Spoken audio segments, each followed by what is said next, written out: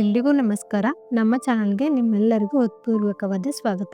ಇವತ್ತಿನ ವಿಡಿಯೋದಲ್ಲಿ ತುಂಬಾನೇ ಆರೋಗ್ಯಕರವಾದ ಜೋಳದ ಕಡುಬು ಮತ್ತು ಪುಂಡಿ ಪಲ್ಯ ಹೇಗೆ ಮಾಡೋದು ಅಂತ ತೋರಿಸ್ಕೊಡ್ತಾ ಇದ್ದೀನಿ. ಖಂಡಿತ ನಿಮಗೆ ಈ ರೆಸಿಪಿ ತುಂಬಾನೇ ಇಷ್ಟ ಆಗುತ್ತೆ. ಇದ್ರ ಜೊತೆಗೆ ನಮ್ಮ ದೇಹಕ್ಕೆ ಇದರಿಂದ ಏನೇನೆಲ್ಲ ಲಾಭಗಳಾಗುತ್ತವೆ ಅನ್ನೋದನ್ನು ಕೂಡ ನಾವು ಈ ವಿಡಿಯೋ ಕೊನೆಯಲ್ಲಿ ವಿವರಿಸಿದ್ದೀವಿ. ಖಂಡಿತ ನೀವು ತಪ್ಪದೆ ವಿಡಿಯೋನ ಕೊನೆವರೆಗೂ ನೋಡಿ. ಹಾಗೆ ನಮ್ಮ ಚಾನೆಲ್ ಅನ್ನ ಸಬ್ಸ್ಕ್ರೈಬ್ ಮಾಡೋದನ್ನ ಖಂಡಿತ ಮರಿಬೇಡಿ. ಹಾಗಾದ್ರೆ ಬನ್ನಿ ಜೋಳದ ಕಡುಬು ಮತ್ತು ಪುಂಡಿ ಪಲ್ಯ ಹೇಗೆ ಮಾಡೋದು ಅಂತ ನೋಡ್ಕೊಂಡ್ ಬರೋಣ. ಇವಾಗ ನಾನು ಜೋಳದ ಕಡುಬು ಮಾಡ್ತಾ ಇದ್ದೀನಿ. ಇದಕ್ಕೆ ಬೇಕಾಗುವ ಪದಾರ್ಥಗಳು, ಇಲ್ಲಿ ನಾನು 2 ಕಪ್ ಆಗುವಷ್ಟು ಜೋಳದ ಹಿಟ್ಟನ್ನ ತಗೊಂಡಿದ್ದೀನಿ.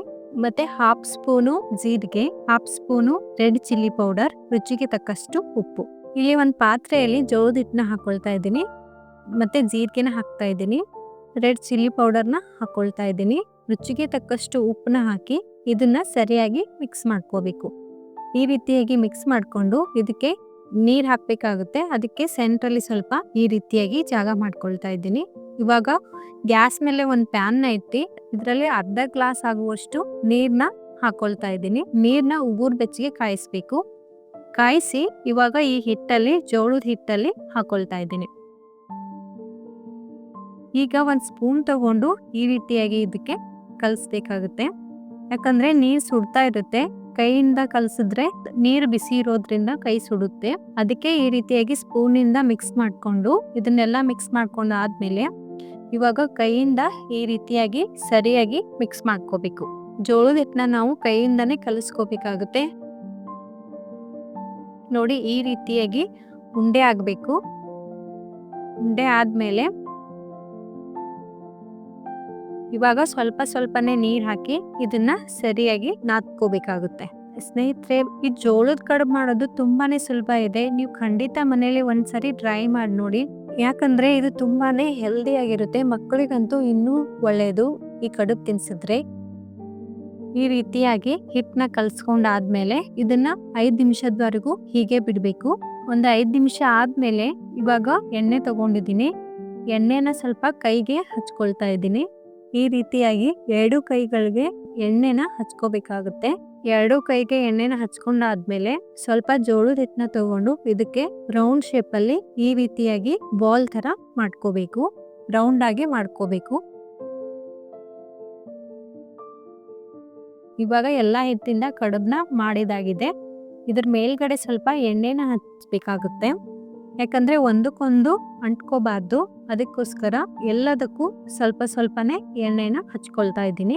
ಸ್ನೇಹಿತರೆ, ಈ ಜೋಳದಿಂದ ನಮ್ಗೆ ಏನೆಲ್ಲ ಉಪಯೋಗ ಇದೆ ಅಂತಂದ್ರೆ, ಕೊಲೆಸ್ಟ್ರಾಲ್ ಕಡಿಮೆ ಮಾಡಿ ಹೃದಯದ ಆರೋಗ್ಯವನ್ನ ಕಾಪಾಡುತ್ತೆ.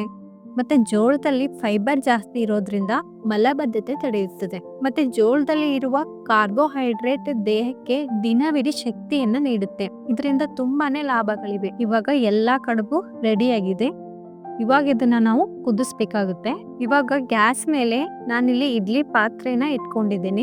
2 ಗ್ಲಾಸ್ ಆಗುವಷ್ಟು ನೀರ್ನ ಹಾಕೊಳ್ತಾ ಇದ್ದೀನಿ. ಇಡ್ಲಿ ಮಾಡೋ ಪ್ಲೇಟ್ನ ಇದರಲ್ಲಿ ಇಟ್ಟು ಇದಕ್ಕೆ ಸ್ವಲ್ಪ ಎಣ್ಣೆನ ಹಚ್ಚಿ ಇದರಲ್ಲಿ ಕಡುಬುಗಳನ್ನ ಹಾಕೊಳ್ಬೇಕಾಗುತ್ತೆ. ನೀವು ಇಡ್ಲಿ ಪಾತ್ರೆಯಲ್ಲಿ ಆದ್ರೂ ಕುದಿಸ್ಬೋದು, ಮತ್ತೆ ಜರಡಿ ಬರುತ್ತೆ ಅಲ್ಲ, ಅದ್ರಲ್ಲೂ ಕೂಡ ಕುದಿಸ್ಕೋಬಹುದು. ಜೋಳದ ಎಲೆನ ಇಟ್ಟು ಕೂಡ ಈ ಕಡುಬನ್ನ ಕುದಿಸ್ಬೋದು. ಇನ್ನು ಟೇಸ್ಟಿ ಆಗುತ್ತೆ ಜೋಳದ ಎಲೆಯಲ್ಲಿ ಕುದಿಸಿದ್ರೆ. ಇವಾಗ ಇದ್ರ ಮೇಲ್ಗಡೆ ಮುಚ್ಚಳ ಮುಚ್ಚಿ ಮೀಡಿಯಂ ಫ್ಲೇಮ್ ಅಲ್ಲಿ ಇಡಬೇಕು. ಗ್ಯಾಸು 15ರಿಂದ 20 ನಿಮಿಷ ಕುದಿಸ್ಬೇಕಾಗುತ್ತೆ. ಇವಾಗ ಒಂದು 15ರಿಂದ 20 ನಿಮಿಷ ಆಗಿದೆ. ಇವಾಗ ಓಪನ್ ಮಾಡ್ಕೊಳ್ತಾ ಇದ್ದೀನಿ. ನೋಡಿ, ಇವಾಗ ಕಡುಬೆಲ್ಲ ಕುದ್ದಿದೆ. ಕಡುಬು ಕುದ್ದಿದೆ ಇಲ್ಲ ಅಂತ ನೋಡ್ಬೇಕಾದ್ರೆ ಈ ರೀತಿಯಾಗಿ ಕಡುಬನ್ನ ತಗೊಂಡು 2 ಭಾಗ ಮಾಡಿ ಕೈಗೆ ಅಂಟ್ಕೊಳ್ದೆ ಇದ್ರೆ ಕಡುಬು ಕುದ್ದಿದೆ ಅಂತ ಅರ್ಥ.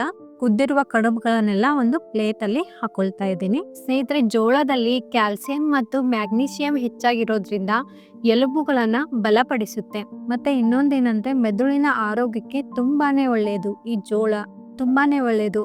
ಮತ್ತೆ ಇದು ರೋಗ ನಿರೋಧಕ ಶಕ್ತಿಯನ್ನು ಕೂಡ ಹೆಚ್ಚಿಸುತ್ತದೆ. ಇವಾಗ ಬಿಸಿ ಬಿಸಿಯಾಗಿರುವ ಜೋಳದ ಕಡುಬು ರೆಡಿಯಾಗಿದೆ. ನೋಡಿದ್ರಲ್ಲ ಜೋಳದ ಕಡುಬು ಹೇಗೆ ಮಾಡೋದಂತ. ತುಂಬಾನೇ ಸಿಂಪಲ್ ಇದೆ. ಜಾಸ್ತಿ ಸಮಯ ಕೂಡ ಹತ್ತೋದಿಲ್ಲ ಕಡುಬು ಮಾಡೋಕೆ. ಮತ್ತೆ ಇದ್ರ ಜೊತೆಗೆ ನಾವು ಪುಂಡಿ ಪಲ್ಯನ ಮಾಡ್ತಾ ಇದೀವಿ.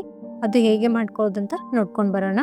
ಪುಂಡಿ ಪಲ್ಯ ಮಾಡೋಕೆ ಬೇಕಾಗಿರುವ ಸಾಮಗ್ರಿಗಳು, ಇಲ್ಲಿ ನಾನು 1 ಪ್ಲೇಟ್ ಆಗುವಷ್ಟು ಪುಂಡಿ ಪಲ್ಯನ ತಗೊಂಡಿದ್ದೀನಿ.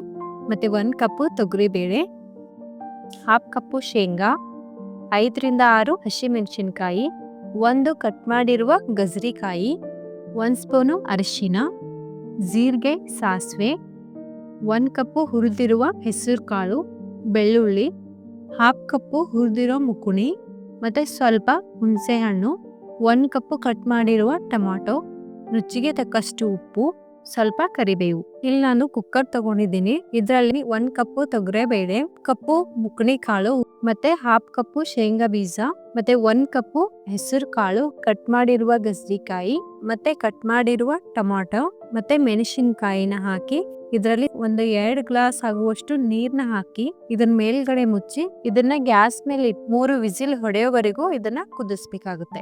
ಈಗ ನಾನಿಲ್ಲಿ ಒಂದು ಪಾತ್ರೆನ ತಗೊಂಡಿದ್ದೀನಿ. ಇದರಲ್ಲಿ ಪುಂಡಿ ಪಲ್ಯನ ಹಾಕೊಳ್ತಾ ಇದ್ದೀನಿ. ಇದರಲ್ಲಿ ಒಂದು 2 ರಿಂದ 3 ಗ್ಲಾಸ್ ಆಗುವಷ್ಟು ನೀರ್ನ ಹಾಕಿ ಇದನ್ನ ಸರಿಯಾಗಿ ಕ್ಲೀನ್ ಮಾಡ್ಕೋಬೇಕು. ತಣ್ಣೀರಲ್ಲೇ ಇದನ್ನ ಕ್ಲೀನ್ ಮಾಡ್ಕೋಬೇಕಾಗುತ್ತೆ. ಪೂರ್ತಿಯಾಗಿ ಎಲ್ಲ ತೊಳೆದ್ಮೇಲೆ ಇದನ್ನ ಒಂದು ಜರಡಿಯಲ್ಲಿ ಅಥವಾ ಒಂದು ಚಾಣಿಯಲ್ಲಿ ಪುಂಡಿ ಪಲ್ಯನ ಹಾಕಿ ಒಂದು 5 ನಿಮಿಷದವರೆಗೂ ಹೀಗೆ ಬಿಡಬೇಕು. ಇದರಲ್ಲಿರುವ ನೀರು ಪೂರ್ತಿಯಾಗಿ ಹೋಗ್ಬೇಕು. ಅದಕ್ಕೋಸ್ಕರ ಇವಾಗ ಇದನ್ನ ಚಿಕ್ಕದಾಗಿ ಕಟ್ ಮಾಡ್ಕೊಳ್ಳೋಣ. ಈ ರೀತಿಯಾಗಿ ಇದನ್ನ ಕಟ್ ಮಾಡ್ಕೋಬೇಕಾಗುತ್ತೆ. ಸ್ನೇಹಿತರೆ, ಪುಂಡಿ ಸೊಪ್ಪು ತಿನ್ನೋದ್ರಿಂದ ತುಂಬಾನೇ ಲಾಭಗಳಿವೆ. ಇದರಲ್ಲಿ ಹೆಚ್ಚಿನ ಫೈಬರ್ ಇರೋದ್ರಿಂದ ಜೀರ್ಣಕ್ರಿಯೆಗೆ ಇದು ಸಹಾಯ ಮಾಡುತ್ತೆ.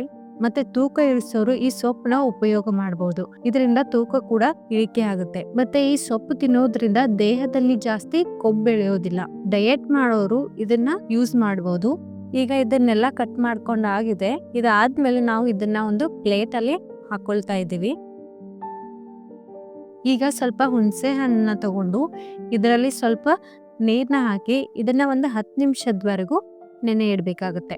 ಈಗ ನಾನು ಇಲ್ಲಿ ಬೆಳ್ಳುಳ್ಳಿನ ಕುಟ್ಕೋಬೇಕಾಗುತ್ತೆ. ಬೆಳ್ಳುಳ್ಳಿನ ಹಾಕೊಳ್ತಾ ಇದ್ದೀನಿ. ಇದನ್ನ ಸಣ್ಣದಾಗಿ ಕುಟ್ಕೋಬೇಕಾಗುತ್ತೆ. ಈ ರೀತಿಯಾಗಿ ಸಣ್ಣಾಗಿ ಕುಟ್ಕೊಂಡಿದ್ದೀನಿ. ಇದನ್ನ ಒಂದು ಬಟ್ಲಲ್ಲಿ ತೆಗಿತಾ ಇದ್ದೀನಿ. ಇವಾಗ ಇದು 3 ವಿಸಲ್ ಹೊಡೆದಿದೆ. ಇದನ್ನ ಓಪನ್ ಮಾಡ್ಕೊಳ್ತಾ ಇದ್ದೀನಿ. ನೋಡಿ, ಇದು ಇವಾಗ ಕುದ್ದಿದೆ.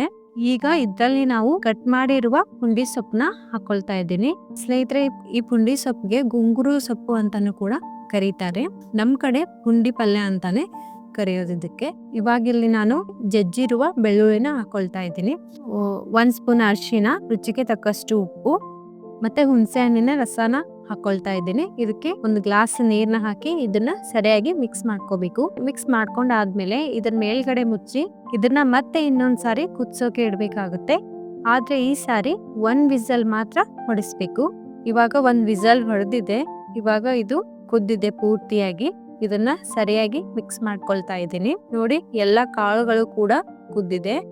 ಇವಾಗ ಗ್ಯಾಸ್ ಮೇಲೆ ಒಂದು ಪ್ಯಾನ್ ನ ಇಟ್ಟಿದ್ದೀನಿ. ಇದರಲ್ಲಿ ನಾನು ಸ್ವಲ್ಪ ಎಣ್ಣೆನ ಹಾಕೊಳ್ತಾ ಇದ್ದೀನಿ. ಮತ್ತೆ ಈಗ ಜೀರಿಗೆ, ಸಾಸಿವೆನ ಹಾಕಿ ಚೆನ್ನಾಗಿ ಫ್ರೈ ಮಾಡ್ಕೊಳ್ಬೇಕು. ಮತ್ತೆ ಸ್ವಲ್ಪ ಕರಿಬೇವನ್ನ ಹಾಕೊಳ್ತಾ ಇದ್ದೀನಿ. ಇದನ್ನ ಕೂಡ ಚೆನ್ನಾಗಿ ಫ್ರೈ ಮಾಡ್ಕೋಬೇಕಾಗುತ್ತೆ. ಇವಾಗ ನಾವು ಕುದಿಸಿರುವ ಪುಂಡಿ ಪಲ್ಯದಲ್ಲಿ ಈ ಒಗ್ಗರಣೆನ ಹಾಕೊಳ್ತಾ ಇದ್ದೀನಿ. ಇದನ್ನ ಸರಿಯಾಗಿ ಮಿಕ್ಸ್ ಮಾಡ್ಕೋಬೇಕು. ಇವಾಗ ಹುಳಿ ಖಾರ ಸೊಗಸಾಗಿರುವ ಪುಂಡಿ ಪಲ್ಯ ರೆಡಿ ಆಗಿದೆ. ಸ್ನೇಹಿತರೆ, ಈ ರೆಸಿಪಿ ನಿಮ್ಗೆ ತುಂಬಾನೇ ಇಷ್ಟ ಆಗಿದೆ ಅಂತ ಅನ್ಕೊಂಡಿದ್ದೀನಿ. ಇಷ್ಟ ಆಗಿದೆ ಖಂಡಿತ ನಮ್ಗೆ ಕಮೆಂಟ್ ಅಲ್ಲಿ ತಿಳಿಸಿ. ಮತ್ತೆ ಹಾಗೆ ನಮ್ಮ ಚಾನಲ್ ಅನ್ನ ಸಬ್ಸ್ಕ್ರೈಬ್ ಮಾಡ್ಕೊಳ್ಳಿ. ಮತ್ತೆ ಬೆಲ್ ಐಕಾನ್ ಅನ್ನ ಪ್ರೆಸ್ ಮಾಡಿ. ಇದರಿಂದ ನಾವು ಹಾಕುವ ಮೊದಲು ವಿಡಿಯೋ ನೀವೇ ನೋಡ್ಬೋದು. ಮತ್ತೆ ಲೈಕ್ ಮಾಡೋದನ್ನ ಖಂಡಿತ ಮರಿಬೇಡಿ. ಹಾಗೆ ನಿಮ್ಗೆ ಯಾವ ರೀತಿಯ ರೆಸಿಪಿ ಬೇಕು ಅಂತಾನು ಕೂಡ ನಮ್ಗೆ ಕಮೆಂಟ್ ಅಲ್ಲಿ ತಿಳಿಸಿ. ಮತ್ತೆ ನಿಮ್ಮ ಫ್ರೆಂಡ್ಸ್ ಮತ್ತು ಫ್ಯಾಮಿಲಿ ಜೊತೆಗೆ ಶೇರ್ ಮಾಡಿ. ಈ ಜೋಳದ ಕಡುಬು ಮತ್ತೆ ಪುಂಡಿ ಪಲ್ಯ ತಿನ್ನೋದ್ರಿಂದ ನಮ್ಮ ದೇಹಕ್ಕೆ ಏನೇನೆಲ್ಲ ಲಾಭಗಳಾಗುತ್ತವೆ ಅಂದ್ರೆ, ಜೋಳದಲ್ಲಿ ಫೈಬರ್ ಹೆಚ್ಚಿರುತ್ತದೆ. ಅದು ಜೀರ್ಣಕ್ರಿಯೆ ಸರಿಯಾಗಿರಲು ಸಹಾಯ ಮಾಡುತ್ತೆ. ಮತ್ತೆ ಶುಗರ್ ನಿಯಂತ್ರಣಕ್ಕೆ ತುಂಬಾ ಒಳ್ಳೆಯದು. ಯಾರಿಗೆಲ್ಲ ಶುಗರ್ ಇದೆ ಅವರು ಜೋಳದ ರೊಟ್ಟಿ ಅಥವಾ ಜೋಳದ ಕಡುಬು, ಈ ರೀತಿಯಾದಂತ ಜೋಳದ ಕಡುಬು ಮಾಡ್ಕೊಂಡು ತಿಂದ್ರೆ ತುಂಬಾನೇ ಒಳ್ಳೆಯದು. ಮತ್ತೆ ದೇಹದಲ್ಲಿ ಕೊಲೆಸ್ಟ್ರಾಲ್ ಕಡಿಮೆ ಮಾಡಲು ಕೂಡ ಸಹಾಯ ಮಾಡುತ್ತೆ. ಮತ್ತೆ ಪುಂಡಿ ಪಲ್ಯದಿಂದ ನಮ್ಗೆ ಏನ್ ಲಾಭಗಳಿವೆ ಅಂತ ನೋಡೋದಾದ್ರೆ, ಪುಂಡಿಯಲ್ಲಿ ನೀರಿನ ಪ್ರಮಾಣ ಹೆಚ್ಚಿರುತ್ತದೆ. ದೇಹ ತಂಪಾಗಿರಲು ಇದು ಸಹಾಯ ಮಾಡುತ್ತೆ. ಮತ್ತೆ ದೇಹದ ತೂಕ ನಿಯಂತ್ರಣಕ್ಕೆ ತುಂಬಾನೇ ಒಳ್ಳೆಯದು. ಯಾರೆಲ್ಲ ತೂಕನ ಇಳಿಸ್ಬೇಕಂತ ಅನ್ಕೊಂಡಿದೀರಾ ಅವರೆಲ್ಲ ಪುಂಡಿ ಪಲ್ಯನ ಈ ರೀತಿಯಾಗಿ ಮಾಡ್ಕೊಂಡು ತಿಂದ್ರೆ ತುಂಬಾನೇ ಒಳ್ಳೆಯದು. ದೇಹದ ತೂಕನ ಕಡಿಮೆ ಮಾಡ್ಬೋದು. ಮತ್ತೆ ಪುಂಡಿ ಪಲ್ಯ ತಿನ್ನೋದ್ರಿಂದ ಜೀರ್ಣಕ್ರಿಯೆ ಸುಧಾರಿಸುತ್ತೆ. ಮತ್ತೆ ಹೊಟ್ಟೆ ಉಬ್ಬು ಕಡಿಮೆ ಮಾಡುತ್ತೆ. ಲಿವರ್ ಶುದ್ಧೀಕರಣಕ್ಕೆ ಇದು ಸಹಾಯ ಮಾಡುತ್ತೆ.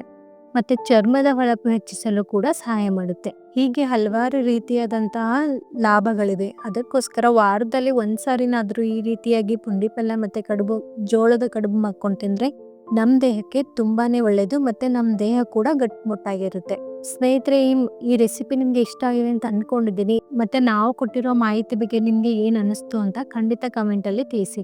ಮತ್ತೆ ರುಚಿಯಾದ ಅಡುಗೆಯೊಂದಿಗೆ ಮತ್ತೆ ಸಿಗೋಣ. ನಮಸ್ಕಾರ.